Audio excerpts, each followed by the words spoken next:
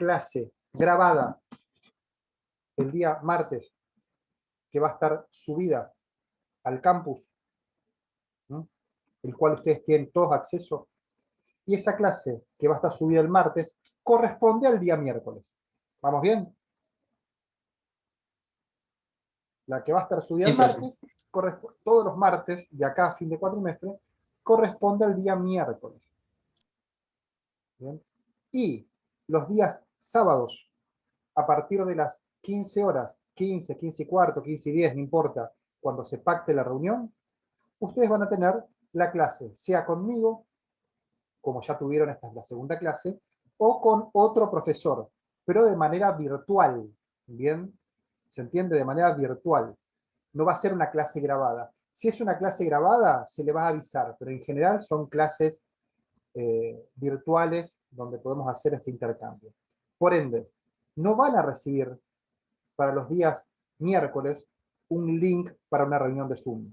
¿Bien? Porque me han llegado mails pidiendo una reunión de Zoom, no me llegó el link de la invitación y demás, porque esas son clases grabadas, asincrónicas. ¿Bien? Las clases sincrónicas son las de los días sábados. Y así nos vamos a manejar todo el cuatrimestre. Les pido por favor que me digan si no he sido claro, si no entienden, porque es importante que estemos alineados en estas cuestiones básicas, además de los contenidos. La verdad a mí me quedó muy claro. No es nada complejo. Los Bien, sábados sincrónico, el resto sincrónico. perfecto. Es así de sencillo. Y hasta ahora hemos trabajado de la siguiente manera. Ustedes han tenido la primera clase grabada, es decir, asincrónica, correspondiente al texto de Giddens. Bien, que la pueden encontrar en el campus. Van a la solapa 1 y encuentran el texto. Tanto el texto escrito, como la clase grabada, como la guía de preguntas, como la bibliografía del autor. Encuentran todo. Bien, correspondiente a la primera clase asincrónica. El texto de Giddens, como habrán visto, es un texto introductorio, general, donde se define qué es la sociología y se dan un sinnúmero de ejemplos para graficar al respecto. Luego, el sábado siguiente tuvieron conmigo la primera clase sincrónica, que fue el texto de Portantiero, en el cual intentamos contextualizar el origen de la sociología, mediados del siglo XIX, y los antecedentes teóricos. ¿Bien? Luego, la clase del siguiente miércoles se correspondía al primer texto de Durkheim, clase grabada en el campus, las reglas del método sociológico. Obviamente encuentran siempre, primero leen el texto, hagan como quieran, mi recomendación. Primero lean el texto, luego vayan a la clase grabada, y después respondan las preguntas y demás para consolidar los contenidos. Entonces, la tercera clase fue la clase de Durkheim, las reglas del método sociológico, donde se definen en este texto de las reglas cuál es el objeto de estudio de la sociología, como también cuáles son las reglas a seguir a fin de considerar a la sociología como una ciencia. ¿Bien? Ustedes tienen la clase grabada, el texto de Durkheim, la profesora María Teresa les ha pasado por mail también unos audios al respecto, ¿Mm? Para todavía nutrirse de más contenido, es decir, contenido es lo que sobra. ¿Bien? Después hay que ponerse a trabajar, a estudiar y demás, a debatir con los autores, pero contenido es lo que sobra. Y en el día de la fecha vamos a trabajar el tercer texto de Durkheim, perdón, el segundo texto de Durkheim, que es Educación y Sociología. Lo van a trabajar conmigo. ¿Bien? Y con este ya cerraríamos Durkheim. Y la próxima semana ya empezaré a trabajar Marx. Es decir, es muy dinámico esto, y todos, ustedes y nosotros, tenemos que acostumbrarnos a clase por clase pasar de autor o pasar de texto e intentar no atrasar. Bien. próxima clase. La próxima clase, que corresponde a ustedes al día miércoles, van a encontrar subido, si ya no lo está, al campus, una clase grabada que va a abordar los dos primeros textos de Marx, de Karl Marx. Los textos son el manifiesto del Partido Comunista y la ideología alemana. Van a encontrar estos textos en el campus y la clase correspondiente. Y el próximo sábado, van a tener una clase sincrónica, es decir, como esta, del texto de Marx, Trabajo, Asalariado y Capital. Dicha clase va a ser dictada por la profesora María Teresa Rodríguez. ¿Bien? A su comisión y a la comisión de ella. ¿Ok? Les va a llegar la invitación por Zoom, igual que está manejando conmigo, y van a asistir a la clase. ¿Bien? Avancemos hasta ahí y después seguimos para no sumar a la confusión. Pero es importante que tengan agendados la lectura, que vengan a las clases con los textos leídos en lo posible. Eso ayuda muchísimo. Y obviamente asistan a las clases. ¿Bien? Habiendo dicho esto, si no hay preguntas en lo que respecta a la formalidad, a esta formalidad, avancemos con la clase de hoy. Escucho, por favor, si tienen alguna duda.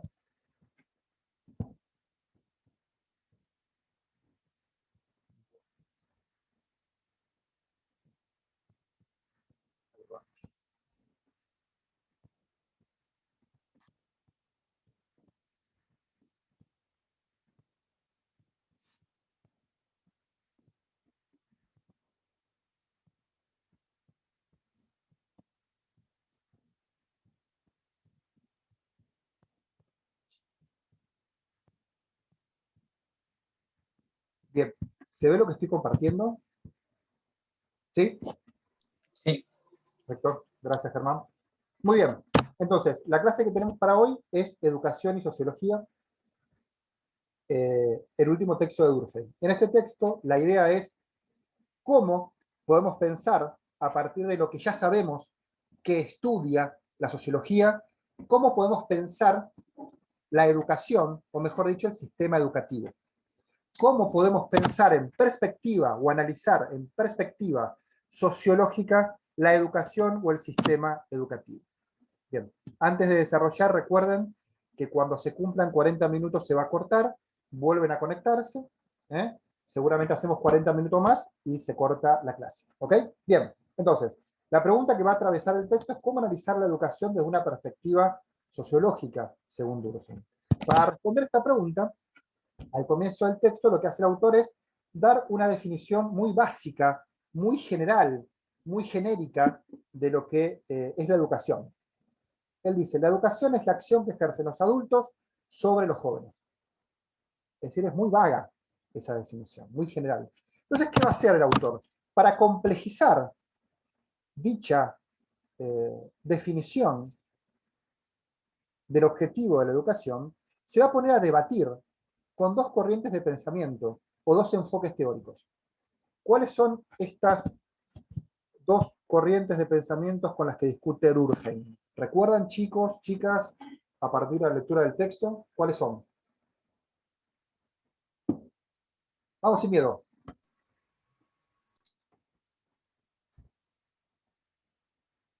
¿Con quién está hablando Durkheim? ¿Con quién está discutiendo? ¿A quién nombra? ¿Qué autores? Al comienzo menciona unas definiciones que dan, creo que eran Kant y Spencer o algo así, otros Kant, dos autores, más bien. y Kant. las refuta, explica por qué, en qué están bien o en qué están mal. Muy bien, Germán, muy bien.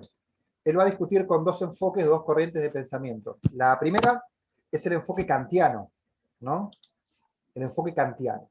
Lo que va a hacer, él va a decir, mira, el enfoque kantiano, Kant, plantean que el objetivo de la educación es tal. Y él después va a decir, como bien se la estuvo Germán, si él considera que es acertado o no. Entonces, para el enfoque kantiano, el objetivo de la educación consistiría en que todos nosotros desarrollemos toda la perfección que sea posible, ¿no? La educación tiene que desarrollar en nosotros toda la perfección de que es susceptible o de que sea posible. ¿Bien? Ahora bien, dicho objetivo, plantea el enfoque kantiano, lo que buscaría en definitiva es un desarrollo integral de las facultades humanas, de todas las facultades humanas. ¿Cuál es el problema? Dice Durkheim. ¿Cuál es el problema de esta definición? ¿Por qué, según Durkheim, definir la educación o el objetivo de la educación de esta manera es erróneo? Por algo muy sencillo, dice el autor. Dice, porque los sistemas educativos, acá, responden, todo sistema educativo responde a una necesidad social. ¿Y cuál es esa necesidad social? La especialización de funciones. Dice, cuanto más avanzamos a lo largo de la historia, las sociedades ordenan a los sujetos realizar tareas cada vez más específicas. ¿Bien? Y no buscar un desarrollo integral de las facultades humanas. Porque se rigen a partir de las necesidades que les marca la sociedad en ese momento determinado. ¿Bien? Siempre los sistemas educativos expresan lo que sucede en su entorno, el contexto social los define. Lo segundo que se desprende de la definición kantiana de educación es que la misma busca la perfección de la conducta y el comportamiento. ¿Cuál es la respuesta que le da Durkheim? Que tal perfección no existe. No existe una conducta perfecta, un comportamiento perfecto. Lo que existe son patrones de conducta socialmente aceptados que cambian históricamente.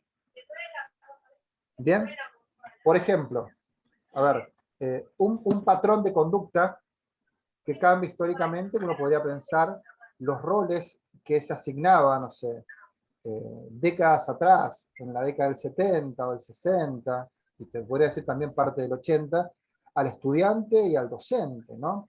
El rol del docente era un rol mucho más formal, mucho más estricto, que tenía por objetivo mucho más la disciplina que necesariamente la construcción del conocimiento. Y eso tiene que ver con roles o conductas socialmente aceptados, pero que no expresan la perfección de un comportamiento o conducta, sino que están socialmente aceptadas en un momento y en otro momento dejan de serlo. ¿Se entiende? Por ende, no se puede hablar de perfección, sino de patrones de conducta históricamente condicionados. Perfecto. Esto es lo que le responde el enfoque kantiano, ¿no? Plantea qué dice y da su opinión y lo refuta. Después discute con el enfoque utilitarista, principalmente, cuyo representante es James Mill. A ver, antes de decir qué plantea el enfoque utilitarista respecto a la educación, es importante que entendamos qué posturas, qué plantea, qué postulados plantea el utilitarismo en general, más allá de la educación. Entonces, ¿tiene idea de qué habla el utilitarismo, dicha corriente? ¿De qué habla? Sí. Sí, Mill sostenía de que la educación era una manera de adoctrinar a las personas para que sean parte o esclavos, él lo utiliza, de la sociedad, como que para que cumplamos cierta función, Sí, que Germán. seamos utilitarios. Sí, pero la utilidad pensada no simplemente como una función mecánica, sino que la utilidad estaba relacionado con una idea fundamental o madre que está presente en los utilitaristas, porque lo útil para el utilitarismo no en el sentido de útil que uno le podría asignar en la vida contemporánea o en el presente, digamos, sino que la utilidad tenía que ver con el bienestar. Te lo explico de la siguiente manera. Para el pensamiento utilitarista, ¿no? Y para mí en particular, una acción es correcta, una acción es útil cuando proporciona el mayor bienestar posible a la mayor cantidad de personas. Por ende, las acciones para el utilitarismo serán consideradas correctas o incorrectas en función de la felicidad que proporciona a los individuos involucrados. Es decir, algo puede ser útil, pero si engendra una situación de infelicidad o no genera bienestar, sería una acción incorrecta para el utilitarismo. Entonces, la utilidad para la corriente utilitarista está estrictamente relacionado con el bienestar o la felicidad que genera al grupo de personas que esté involucrada en la misma. Por ende, teniendo en cuenta este enfoque y estos postulados, ¿cómo va a entender la educación? Entiende a la educación como aquella que tiene el objetivo de hacer del individuo un instrumento de felicidad para sí mismo y para sus semejantes. Este es el punto clave de la definición de educación para dicho enfoque. Hacer del individuo un instrumento de felicidad para sí mismo y para sus semejantes. Ahora, ¿cuál es la crítica categórica que Durkheim le hace a dicho enfoque utilitarista? ¿Está de acuerdo o no está de acuerdo? ¿Qué me podrían decir al respecto? ¿Qué creen ustedes? Vamos.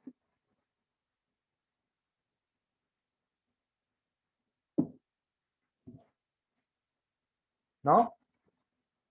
Bueno, a ver, la crítica que le hace Durkheim es la siguiente. Dice, estoy a veces me pongo un poco así en delay porque estoy admitiendo alumnos y alumnas que se están sumando. La crítica que le hace Durkheim es la siguiente. Dice, en el momento en que el utilitarismo define a la educación a partir de la idea de felicidad, ubica dicho objetivo dentro del arbitrio individual. Vuelvo a repetir. Al definir, dice Durkheim, los utilitaristas a la educación a partir, o el objetivo de la educación a partir de la idea de felicidad, ubica dicho objetivo dentro del arbitrio individual. ¿Qué querrá decir con eso? ¿Qué creen ustedes? Todos nosotros tenemos necesariamente la misma noción o idea de felicidad. Y no. No necesariamente. No, no va a ser exactamente igual.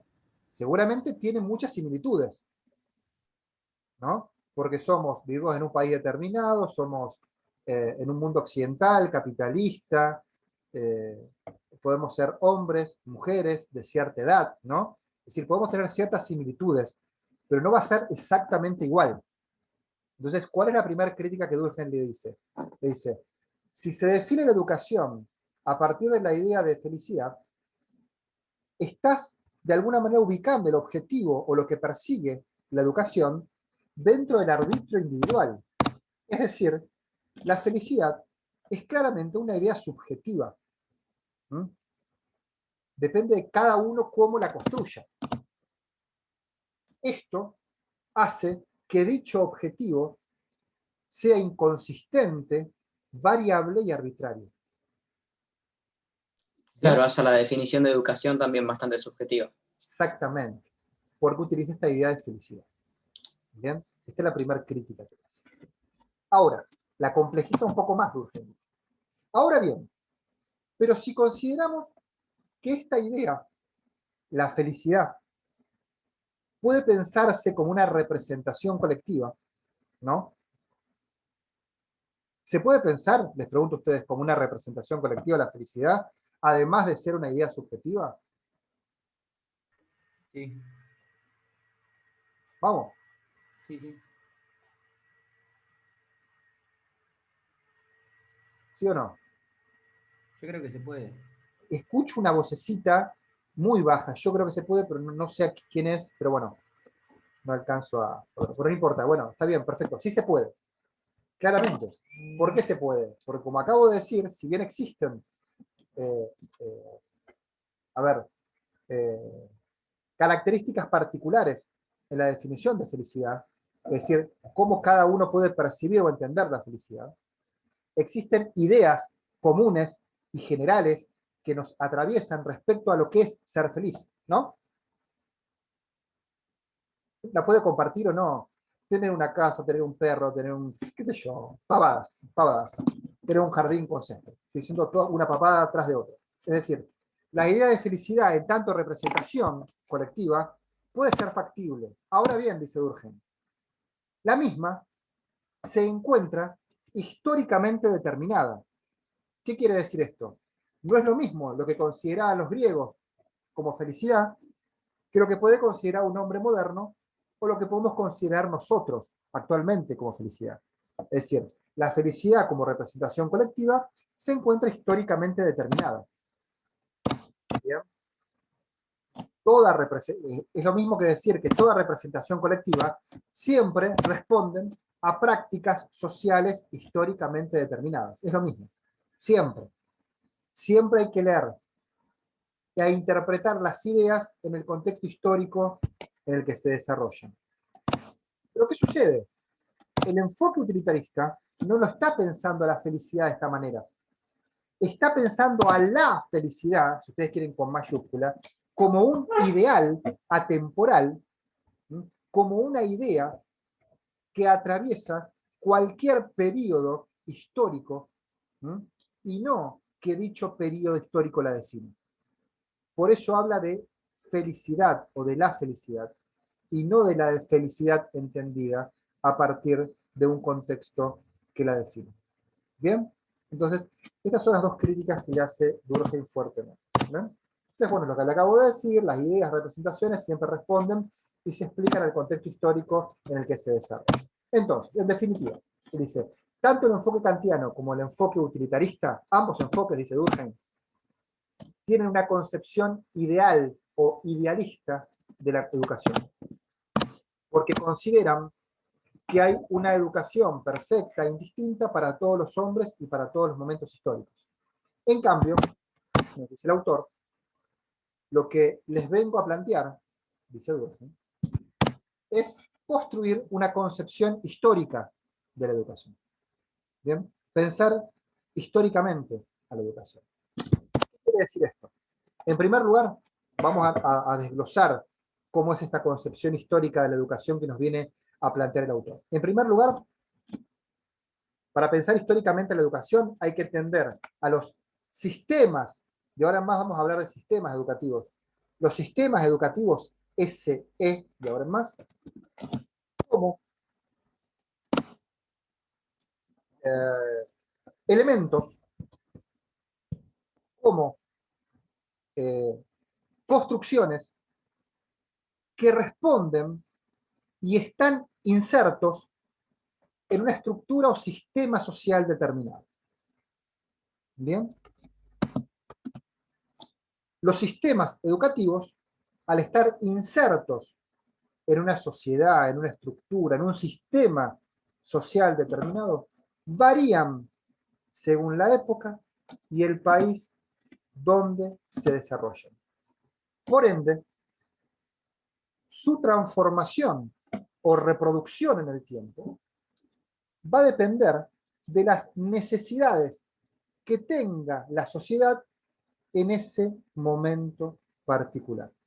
Es decir, las características que tenga el sistema educativo dependerán de las necesidades sociales que tenga, valga la redundancia, la sociedad en ese momento. ¿Bien? Ahora, vamos a trabajar con el siguiente ejemplo. Acá dice, con otras palabras, un poco lo mismo. Bien. Siempre pensar a la educación o al sistema educativo en el marco situacional donde se desarrolla. Pensemos lo siguiente. ¿Cómo surge el interés por la ciencia? ¿De dónde nace? Durkheim da este ejemplo en el texto, por supuesto, por eso lo traigo a colación. ¿Cómo surge el interés por la ciencia? está hablando principalmente de la ciencia moderna, ¿no? ¿De dónde nace? Nace de la curiosidad de algunos hombres por lo desconocido. ¿Nace de un impulso instintivo? Se pregunta. Obviamente que no, dice, no nace de un apetito instintivo, de hombres, de mujeres, no nace de la curiosidad por lo desconocido, de algunos hombres lúcidos. No. El interés por la ciencia, y esto es muy importante como ejemplo, nace de la siguiente manera, dice, los hombres, las mujeres, se interesan por la ciencia cuando la sociedad despierta ese interés en ellos. ¿Cómo sería esto? El desarrollo de la ciencia moderna expresa una necesidad social. Es decir, existe una necesidad social. ¿Cuál es esa necesidad social que existe? Comprender la complejidad e intervenir sobre la complejidad de la sociedad moderna, industrial y capitalista. Al existir esta necesidad de comprender e intervenir sobre esta sociedad cada vez más compleja, cada vez más conflictiva, surge la ciencia moderna, surge el interés por la ciencia, pero no viceversa. Es la sociedad la que impulsa a los hombres a interesarse por la ciencia frente a una necesidad que existe en ella. ¿Bien? Es la necesidad social la que motoriza el interés. ¿Bien? ¿Qué pasaba en sociedades anteriores? Dice, donde, por ejemplo, en la sociedad feudal, donde no existía la ciencia como factor explicativo, ¿no? Para entender las sociedades. Dice, en las sociedades anteriores, principalmente la sociedad feudal, precapitalista, bastaba con la tradición para representarse y explicarse el entorno y la sociedad. Bien. En la sociedad moderna, industrial y capitalista, no va a ser suficiente eso, por ende, va a ser la sociedad la que va a motorizar el interés por la ciencia. ¿Ok? Vamos a otro ejemplo. Bien. Pensemos cómo era el sistema educativo en la sociedad feudal y cómo era el sistema educativo en la sociedad industrial, ¿no? De mediados del siglo XIX o del siglo XIX. Bien. ¿Cómo es la diferencia? ¿Qué dice Durkheim? ¿Cómo era en una sociedad y cómo era en otra? Esta es una representación, ¿no? De lo que sería una sociedad feudal, y este es un ejemplo de lo que sería un gráfico de lo que sería la expresión de una sociedad industrial en pleno apogeo. Bien. Entonces, ¿cómo era el sistema educativo en la sociedad feudal? Siempre decimos que hay que pensar a los sistemas educativos, según Durkheim, como aquellos que responden a las características que tiene la sociedad en ese momento. Siempre hay que pensarlos en un marco situacional. ¿Bien? Entonces, ¿qué dice el autor? Dice, en la sociedad feudal, los sistemas educativos, o el sistema educativo, estaba estrictamente relacionado a cómo era la estructura feudal. ¿Y cómo era la estructura feudal? Se basaba principalmente en fuertes vínculos de pertenencia, de solidaridad, pero también de sometimiento entre los actores que formaban parte de esa sociedad. Entonces, teniendo en cuenta las características de la sociedad feudal, ¿no? El sistema educativo va a responder y va a reflejar dichas características estructurales. Por ejemplo, a ver, ¿qué saben ustedes de la sociedad feudal? ¿Cuáles son los actores más importantes de la sociedad feudal? Y yo creo que la iglesia era extremadamente importante, porque se creía muchísimo, bueno, depende de la sociedad, en el cristianismo, en la religión que sea. Y se Extremadamente enfocaba importante. mucho el conocimiento sobre la religión que tenían. Excelente, sí, extremadamente importante. O sea, el poder eclesiástico era el que tenía el monopolio del saber, digamos, más allá del monopolio del saber religioso, el monopolio de la formación de las personas. Es fundamental. Muy bien. ¿Qué otro actor era fundamental además del poder eclesiástico. O sea, feudal. Feudal. Hay dos actores claves, que es el señor feudal y el siervo, que es clave, digamos, y entre esos actores se establecían vínculos de vasallaje. Vínculos de vasallaje eran vínculos de subordinación, de sometimiento y ciertas características de solidaridad, pero principalmente lo que primaba era un vínculo de dominación, ¿no? Se le daba una de las partes, el siervo le brindaba su mano de obra en una parcela determinada, y a cambio de eso no le daba un salario, porque la figura del salario es posterior, es propia de la sociedad capitalista. Lo que le daba el señor feudal a cambio era cierta protección en esa parcela, protección para su vida, para su familia, y al mismo tiempo, en general, podía vivir en dicha parcela. Había un intercambio que, si uno lo mira rápidamente, parece un intercambio bastante igualitario, pero no, en realidad se basa en la desigualdad y en la subordinación entre las partes. ¿Bien? Entonces, estas características, ¿no?, de lazos de vasallaje del señor feudal del siervo, además del poder eclesiástico que se daba el compañero como aquellos agentes que monopolizaban el saber en la sociedad feudal, sumado a la relación que se establecía en las ciudades feudales, producto de las corporaciones de artesanos entre los maestros y los oficiales artesanos, todos estos actores ¿sí?, daban forma a la sociedad feudal y el sistema educativo se adaptaba a dicha sociedad. ¿Bien? Se adapta a dicha sociedad. Algo muy diferente va a pasar con la sociedad moderna, industrial, capitalista. El sistema educativo va a responder ¿a qué? ¿Hacia dónde se va a dirigir? A la especialización de funciones que requiere el trabajo industrial. Es decir, en plena desarrollo de la revolución industrial, ¿qué se va a buscar? Una segmentación, una parcialización, un desglose de las tareas de los sujetos que tiendan a la especialización. ¿Bien?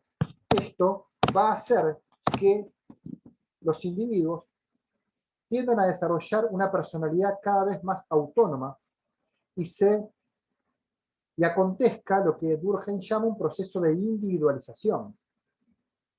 Individualización. Es decir, ya no va a primar la pertenencia entre ellos o ciertos rasgos necesariamente de solidaridad, sino lo que prima es este proceso de individualización. Frente a lo cual, Durkheim se pregunta, ¿cómo asegurar el orden, la cohesión en una sociedad cada vez más compleja, constituida por individuos cada vez más autónomos? ¿No? Está hablando de la sociedad industrial. Se corta en cualquier momento, ¿no? Y se vuelven a conectar. Entonces, ¿cómo asegurar el orden y la cohesión en dicha sociedad industrial? ¿Cómo lograr